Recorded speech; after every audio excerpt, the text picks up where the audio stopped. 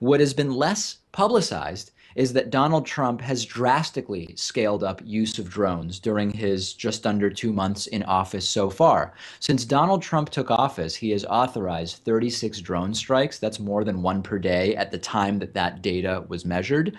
Overall, President Obama's average was one drone strike every 5.4 days. And on Trump's resume of drone usage, we already have three drone strikes in Yemen between January 20th and 22nd. That disastrous Navy SEAL raid in Yemen on January 28th, which is just part of his military action, not drone specifically, a drone strike in Pakistan on March 1st, 30 drone strikes in Yemen on March 2nd and 3rd, and another drone strike in Yemen on March 6th. And if you look online in the pro-Trump recesses of the internet, there have been memes floating around about President Obama's drone usage. There have been critiques floating around of President Obama's drone usage. Meanwhile, we see Donald Trump tracking a 432% drone use increase relative to President Obama. And this is number one concerning because you see those who said, hey, Obama's use was unconstitutional. We care about the Constitution. Now they're silent.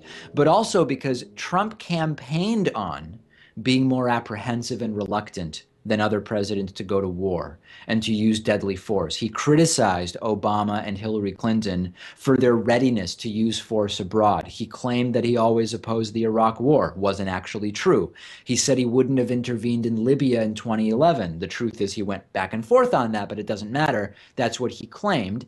And he said that in general, he'd be more careful than other presidents in terms of engaging the military and spending money on combat. Looks like he's going back on that as well. And the White House is talking about, in addition to this drastic increase in drone usage, sending more ground troops to Syria, loosening the rules for engagement for airstrikes, upping our assistance to Syrian rebels. All the Trump supporters said during the election, Trump is more sensible when it comes to foreign policy. They said Trump is less militaristic. Hillary would start World War III, even though Hillary Clinton never campaigned on going to war with Russia or anything close to it. But we've seen military engagements increase drastically in the short time that Trump has been president.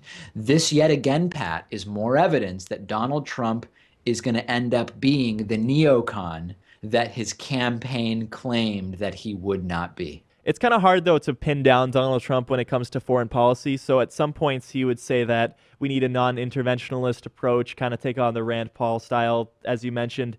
And then at other times, he would say that we need to bomb ISIS to no end and take out their families. So pick and choose there. But when it comes to the drone program, I think Republicans were right to criticize Obama on that. It was probably one of the worst parts of his legacy, and things like signature strikes and double taps killed countless civilians. The problem is they have to be consistent. So if it was bad when Obama did it, if Trump's doing it at a rate 4 to 5 times more so, then it's that much worse when he does it as well.